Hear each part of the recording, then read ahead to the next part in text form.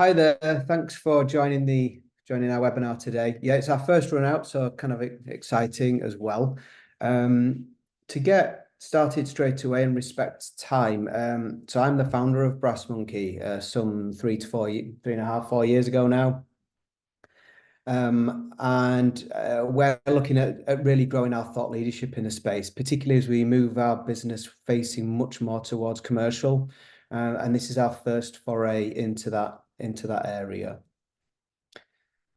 I guess to start initially of what is contrast therapy, it's certainly something that's popularized by the Nordic cultures, particularly Finland and Denmark. But we're seeing this as a question that comes up time and again. So we're really responding to market demand, really, with people asking us about contrast therapy and do we make saunas, which we don't. Do we have people that we partner with around saunas, which to some extent, yeah, we do. But getting into specifically what is it, it's pretty well understood. We're cycling really. So between alternative cycles of heat and cold of very different durations. And although that's typically in the Nordics done sauna into sea or sauna into lake, which would be pretty amazing in nature, practically for most of us, it's between sauna and any cold plunge. And we've seen this in a number of layouts with spa conversations that we're having currently, prospective spa customers and existing spa customers as well. And what's significant is the popularity and questions around it are really growing exponentially. And that our feeling is that that's as the market becomes educated, as the end user, the end consumer becomes really kind of knowledgeable around the health benefits of how to use the cold independently, sauna independently, and then combine the two together. If I were to touch on cold exposure first, so we'll talk about cold, and then we'll talk about hot, and then we'll talk about combined. And we've woven science throughout this, and that's what these numbers are on each slide. All of that's available at the end. But cold, from our perspective, and certainly from a practical business perspective, should really be 5 degrees C or less. And the reason for that is time, because the warmer it is, the longer people stay in. And in early conversations with one very big national gym spa chain in the UK, who I won't name, that they've observed that the warmer in-ground cold plunges that are typically 16 degrees and above sees people staying in for way over 10 minutes. And it's just not practical to start to think about contrast therapy where people are huddled into a very small body of water, 2, 3, 4 people at a time, and kind of clogging that space. Where if you lower the temperature, then people are in for a significantly less periods of time. Now, our units will go down to 0 degrees. That's not always relevant. I would say most of the time is not relevant. It really needs to be a guided experience for that, which I will come on to. But the benefits of doing cold are really around nervous system, immune, and cardiovascular health, because you're releasing significant amounts of norepinephrine, noradrenaline, fivefold increase. And that acts as a hormone and a neurotransmitter, which means it's doing multiple things in the body at once. And it's really the primary catecholamine that's creating those chain of events. Whether it's creating mental alertness, whether it's activating brown fat. But what we're doing with cold and sauna, but cold's probably more, I would say, more potent. You're providing a therapeutic dose of a lethal stressor, and that's why it's hormetic. So what doesn't kill you makes you stronger, and you see this with fasting, exercise, sauna, of course, and I would suggest above all the cold. Whenever we get in a very cold body of water, we are all very alert that any extended stay in that 15, 20, 30 minutes will start to create significant health challenges. But in a very small dose, it's a therapeutic response, and that's really what we're seeking. And then in this particular presentation, how do we combine that with the warm? The benefits of cold water immersion that we know from science, and that comes back through now 800 customers in market. People will say things along the lines of that they can run through a wall. So there is some form of, I feel unbelievable, I feel like Incredible Hulk, I feel stronger, I feel amazing. Sometimes people are speechless and just say, wow. And really what's happening there is it's dopamine. there's a 2.5 times increase in circulating dopamine, which is another catecholamine alongside the norepinephrine. And that primarily will create that mental alertness and that desire for more and let me at them. What's going on behind the scenes is the cardiovascular system is being worked very hard, which is what we want. So there inside there's capillaries inside, smooth vascular muscle inside the capillaries, veins, and arteries, and the body will be closing down an amount of that to protect core temperature. And by protecting the core temperature, the blood flow is restricted to the kind of arms, legs, feet, hands. And that starts to create a very significant cardiovascular health benefit, because people complain about the cold hands and cold feet when it's warm. And that's because the muscles aren't exercised. The smooth vascular muscle isn't exercised sufficiently. The cold will solve that problem if you return to it on a repeated basis. You get improvements in metabolism, and that's because the body needs to prepare for next time. So fat adapts, so we become fat burners. That doesn't mean you can suddenly start eating chocolate cake. That's not the case. But you will start to burn fat because the body wants to prepare for next time, and its primary fuel to do that is brown fat, what's called brown fat or beige fat. And this idea of brown fat and burning brown fat is what creates metabolic changes in the body. We know the cold improves inflammation, and this is pretty common. It's common knowledge. We see that in injuries and so on. I think the secret, though, the real secret benefit to cold, and certainly from a marketing point of view and how that might be packaged in a commercial environment, is HRV, heart rate variability, because it's a physiological marker of autonomic nervous system balance. So how well balanced the nervous system is can be scored, empirically scored. And what we know is that the cold improves HRV response. And there is a number of studies around this now. And I find this fascinating and the least talked about. But to do it, it needs to feel uncomfortable whilst feeling safe to stay in. So if we contrast that to how we see cold plunges in market currently at 16 degrees C, it isn't uncomfortable enough. It certainly doesn't cause any level of anxiety, which is how that would manifest. So as you walk towards the ice bath, there wants to be an excited nervousness. There wants to be a degree of anxiety. And then by overcoming that challenge, you receive the improvement to HRV because you overcame a stressor psychologically as well as physiologically. Ice baths aren't equal. So we build ice baths that are capable of 0, but the chillers always run between 3 and 5. They can be set warmer, but they are bulletproof between 3 and 5 degrees. And they'll take really around 40 people an hour. We want those colder temperatures, so certainly below 10. And that's what customers want. Wherever we go, people just want to be able to dabble with the cold in a brief dip at a cooler temperature, which means we're able to deliver sufficient dose without, from an operational standpoint, from a business standpoint, clogging up the ice bath. We want to allow full body immersion up to the neck. This is essential because we want to cover the vagus nerve with cold water, particularly for that HRV response. One user at a time, safely sat on their bottoms, no need for ladders, clambering around, and then adequate space for comfortable and easy exit, because the limbs are feeling somewhat wooden as we exit an ice bath, and we want to make sure that that's graceful and safe and that people aren't slipping and sliding all over. Contrasting then to saunas, well, we're familiar with dry sauna probably more, and that's where most of the science around sauna sits. And certainly if you're in a sauna from around 90 degrees for a period of 10, 15 minutes, 20 at the most, is where you will collect the benefits of sauna. Infrared, you need to be in longer. Infrared is more gentle. It feels different. It doesn't feel hot. It feels warm inside the cabinet, but actually it's internally heating the body in a more gentle way. And so the duration is extended. And I think this is pretty significant from an operational standpoint. How you want to program the sauna with the cold. Sauna durations are going to vary drastically between dry and infrared. So understanding what kind of experience you want to deliver matters, but both will deliver the health benefits, which are primarily detoxification and again, not dissimilar to ice baths, cardiovascular health. But the opposite this time, we're pushing blood out to the hands and feet. and away from the core because the body wants to cool.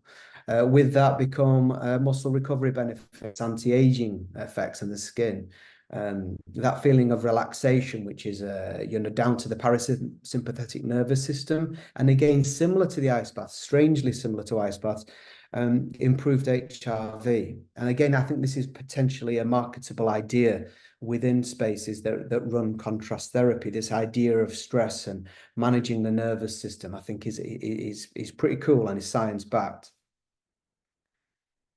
When we start to program it, it's really straightforward. We want to be going to heat first.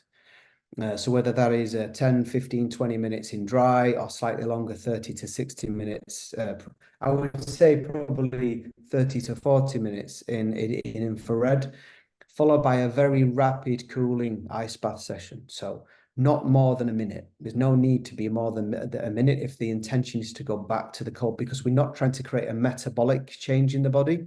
We're creating a vascular response. So they're exposing the blood vessels are flooded with blood away from the core, and then the body has sufficient time to pull it back to the core.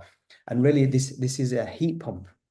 And this is where the benefits are, where we're working out the muscles and we're giving the nervous system a test of hot to cold, hot to cold. We're not seeking metabolic changes, not initially, but we will on the last exposure that's cold to the cold before we enter. So 3 to 4 cycles, and then ending on cold, which I'll come on to why we will do that shortly.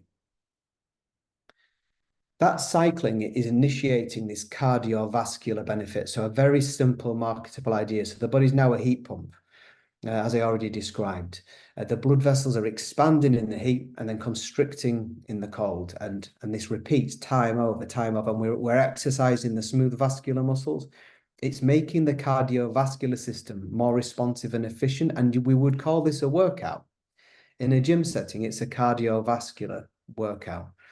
The metabolic effects require that we end on cold, because if we want to walk away from our 3 or 4 cycles of hot and cold exposure, we want to make sure that we are leaving the body, demanding that the body's prepared for the cold next time. So we want to activate brown fat. We want to extend the fat burning period beyond the duration of cold water. The benefits of fat burning from an ice bath do not take place in the ice bath. It takes place over 3, 4, 5, 6 hours after the ice bath. Heat ends it.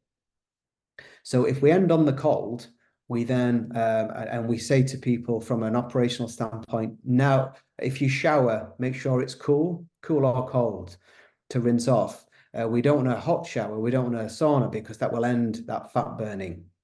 And again, it doesn't permit the eating of cakes and sugar spikes, and we have to eat along the right way alongside this. But if we do eat the right way, typically a low carb, low GI, keto based kind of approach, then you will absolutely vacuum up all those benefits. And those benefits are really, I would say, from a marketing standpoint, from an operator's marketing standpoint, it's a yin yang thing. What's exciting, though, is that they do share similar benefits. So although they do drastically different things in heating and cooling, and what feels like totally opposite, they both in different ways reduce inflammation. They both in different ways aid weight loss and boost immunity. And the effects are enhanced when they're combined. So it's a 2 + 2 = 5 kind of benefit from a client perspective. And again, I would be really stressing this contrast benefit on the autonomic nervous system. So that developing of a psychological resilience. So there's a mind workout as much as there is a physical workout. So what do those protocols look like? Well, no surprise, dry sauna, 10, 15 minutes. If you were doing in infrared, think more 30 to 40 minutes. Brass monkey or any other cold plunge doesn't really matter, as long as it's cool enough, as long as it's below 10 degrees, ideally below 5. Think about 45 to 60 seconds, particularly if this is not a guided session. So if you're leaving people to just do what they want to do, away from any form of instruction, then around in that 5 to 10 degree window, 45, 60-second plunge back to the sauna. And we want to, although we can allow for adjusting those cycles, the more adapted someone is, still allow space between sessions. And that space, we would suggest, is showering. If people can shower before the plunge and post the sauna, it just creates space for people to kind of breathe and not rush between the two, creating a disproportionate stress on the body. It also, from an operational standpoint, means we're managing the pollution load that's unnecessarily dumped into the water, that the filtration and the UV and the chemical management then has to take over. I think for gym users and athletes, so for operators that are thinking, well, there are different ways to deploy ice baths, which I'm going to just touch on after this slide, but it can be a spa setting, it can be all about sauna, or it could be about combining it with working out. And this is really interesting space, really interesting territory for science that's starting to kind of catch up on this. Pre-cooling, for example, boosts growth hormone and testosterone. That's specifically resistance training. So if someone wants to develop lean muscle mass, then pre-cooling is the way to go. So a short 2-3 minute cold water immersion focus would be what you would do. But then contrast that post-workout, go into the sauna. So if you're resistance training post-workout, so you've done the weights, the bands, whatever that is, kettlebells, you would then be encouraging people to take the sauna afterwards, because that's increasing promoting muscle growth through the release of heat shock proteins and IGF-1. However, if you want to encourage people to improve endurance benefits, then you would do the sauna cycling, the contrast therapy, 3-4 cycles to maximize that recovery, because not only are you picking up the fat loss benefits from the workout, but you're also increasing what's called mitochondrial biogenesis, and the mitochondria, the small cells, the energy cells in every cell in the body, there are various amounts of them. Brown fat is brown because it's mitochondrially dense. And if you want to increase mitochondria, the benefit to that, certainly related to endurance workouts, is aerobic capacity. So again, this from a programming standpoint becomes interesting, from a marketing standpoint becomes interesting, but it's what ice bath and what sauna and where will then start to make this easy to adapt by customers, and then of course easy to market. The specific benefit as well, post-workout, post-endurance workout on sauna, I think fascinating, is increased blood plasma volume. So slight increases in the amount of blood in the body. If we think about key for safety with this and maximizing those benefits, as mentioned, end on cold for the metabolism boost and the inflammation control, allowing the body to reheat. So that showering in between is really, really important, just to create space. Otherwise, encouraging people to just walk around for a minute. We're not talking extended showers. We're not stopping the flow between the cycles, but just allowing that breathing space. And then adjusting times and temperatures and cycles as adaptation occurs. That can't be done if it's free access. Unfortunately, we would need to program for the masses and keep that simple. But where groups are more adapted, then we can start to nuance those timings and teach people very simple breathwork techniques. I don't think it's about combining functional breathwork with this is necessary. It's interesting. It's not necessary, as long as people are using the breath to manage their response to both extreme heat in a dry sauna and, of course, cold. It's just minimizing how long that gasp reflex lasts for. Safety considerations. We have a full poster to the right there as a relatively small graphic that we share with our customers. And we encourage that this is designed in line with the premises that it's displayed. But what the things that we're saying here, if there are any cardiovascular or blood pressure concerns, just as it is the case now in sauna in public settings, it's important to consult a doctor first. Blood pressure typically is fine if it's managed with medication, but certainly unchecked blood pressure, really not a good idea. If there's any suspected cardiovascular disease, so symptoms of tingling in hands after walking up steps, lightheadedness, these kind of things, We want to discourage that, of course, and the detail on the right, kind of it describes that. The simple thing, if you're not feeling great, don't go in, and being hydrated throughout. Certainly cycling, there is a significant task on the body that it's undertaking a significant task. It's two hormetic stresses in one session. We want to encourage that hydration, particularly while people are in the sauna, and encouraging people, number one, encouraging people to enjoy it, go slow and listen to their body, because that is where all the benefits are collected. From a facility perspective and programming this into a space, this particular visual in a sauna spa in Amsterdam, think about experience design first. So what kind of sauna, what kind of ice bath, how many, where is it being built into? How are people expected to use it? Ice baths are a relatively new idea, although cold plunges aren't. Ice baths are a relatively new idea, and it's not the case that most people know how to do that. How do I incorporate this? Looks amazing, Kit. This is beautiful in front of the pool, but what am I doing with it? Do I go in on its own? Do I jump in the pool after? So creating a flow. So we call this programming, this idea of the stations, and there's a program and there's a flow that I follow, and it might be a 90-minute circuit and that's how it's described to customers. This is a 90-minute circuit of cycling between hot, cold, and then relaxation afterwards. And being clear what you want on your premises. Is it paid or not? Is it related to exercise, or is it just a contrast therapy? Is it guided, or is it free access? If it's guided, then we can help people push that and be perhaps running different timings to other people, perhaps a little bit longer in the ice bath if they're adapted and enjoying it and there's a smile on the face. And the temperatures can be down at 0 with ice. Whereas if it's not guided, I don't think anyone would think that that would be a good idea, probably too much for most people.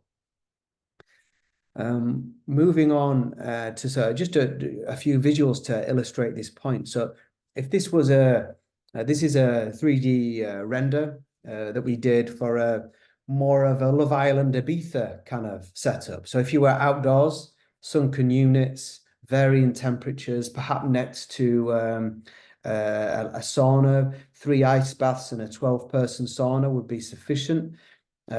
Showers nearby, and you're encouraging free and open access. This is a social experience. So that's a very different kind of programming to, say, for example, a gym setting. Practically in a gym, where do you put a wet product? Probably to the side, if not inside, changing rooms. This means that it's easy for people to shower before or after. We're making access to where the water supply already is. It's practical. We would be selling the idea of pre-cooling, particularly for the alpha males that want a testosterone boost. We might be talking about cycling that with endurance workouts in the gym, and then coming back to the changing rooms, changed in the wet area. And then looking at how do they improve that aerobic capacity and programmed in a wholly different way. And these two visuals are just purely to make the point that ice baths they're not a piece of kit necessarily. They can be sold and packaged as part of programs with very marketable ideas to the end customer. Of course, what do you need? You need a great sauna and you need a great ice bath. That's table stakes, but I think probably the maybe less obvious is making sure that there's capacity in the team to manage. Certainly water cleanliness. Our ice baths don't need significant management. We've worked to standards with PUTAG and Sparta on filtration. They're very small bodies of water. They're nothing like the overhead of swimming pools and very large 16 and 20-person hot tubs, but they do need managing. So this is 15 minutes a day typically, with maybe a weekly complete clean and empty taking more like 60 to 90 minutes. So making sure there's capacity in the business to do that. And I can't stress enough to make sure that there are showers nearby in that facility, because it's going to make the cleaning and maintaining water hygiene levels so much easier, because 60% of water pollution can be managed by pre-showering. This was brought to our attention by the vice chairman of PUTAG, who said that if the number one piece of advice would be to mitigate excessive use of chemicals specifically and team time on a weekly basis, cleaning, it would be showering. 60% of that pathogen load sits on the skin's surface, particularly after sauna. Sauna's excreted all the toxins to the skin surface. The benefit to the end customer is rinse off quickly and then get rid of those toxins before they're reabsorbed into the body. But practically from a facilities point of view, we don't want the ice bath to be the place that catches all the toxins and has to process that. And although it's capable of doing that, why would we expose people to that unnecessarily?